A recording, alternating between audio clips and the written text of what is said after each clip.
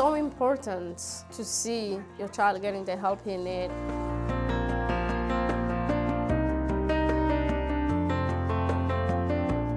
You know, parents come to us, they're in a very fragile and vulnerable place. Good job, Omar. They're often just finding out that their child has autism. And so sometimes they're coming with a lot of maybe guilt or grief and struggling with some of the behaviors or wondering how do they tell other family members. I don't even know how to explain. It's just like your life is end. That's how I felt.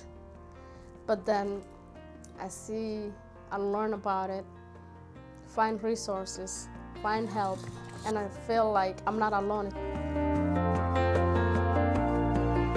St. David's has been a sort of rallying point, I think, for the community and the families who live here to recognize the needs of all children, but especially those who, for one reason or another, need extra help to make their way through childhood.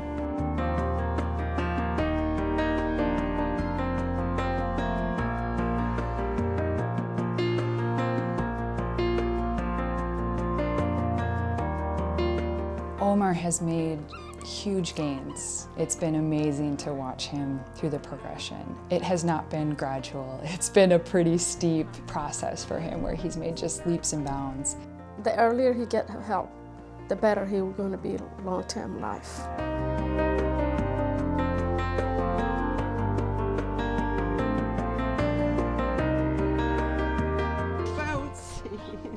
He loves playing in our Lycra hammock. Initially, he would not get in there or go near it at all. 2, 1, and done.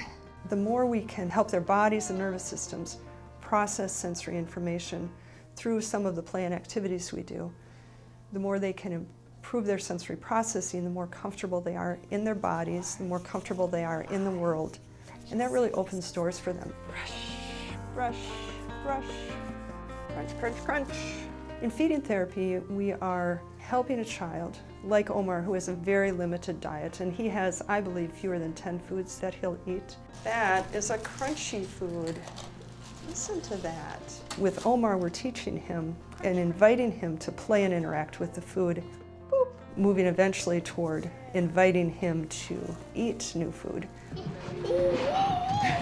When he first came to us, he was really withdrawn, at least in our setting. He would not look at anybody. He would not acknowledge his peers. He was kind of shut down and pretty unresponsive.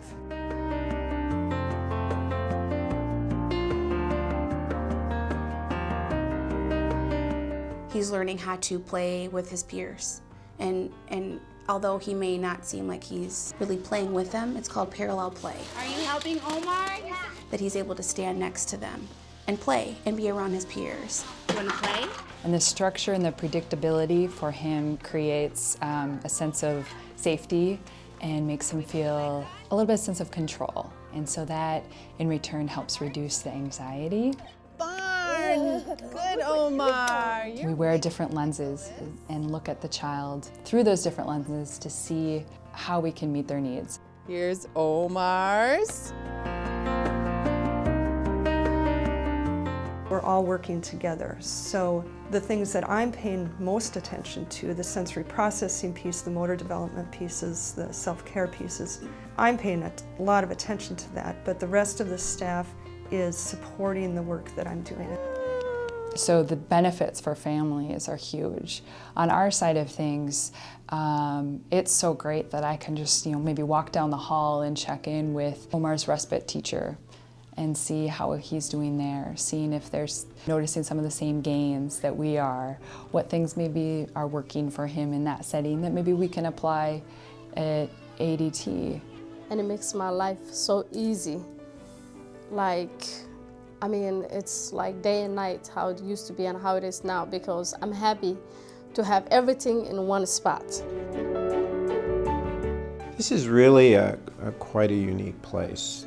It's a very precious resource for those of us who care a lot about young children and about nurturing them. It's a very short time, but I can see the difference with social interaction with other kids, playing with them, good eye contact. He will grab your hand, take you what he need, or he will use pictures, which he learned from St. Davis. Good job, Omar. Let's do it again. We're seeing a lot more engagement. Now he comes in, he participates in, helps with the dressing activities that we do at the beginning of the session. Let's go. And he'll seek out play activities. He loves some of the movement activities we do.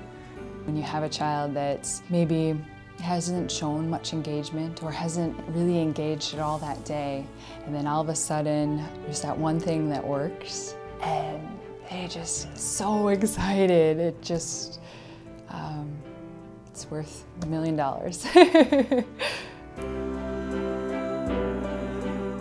I just want him to be happy. I want him to be understood. Omar, start.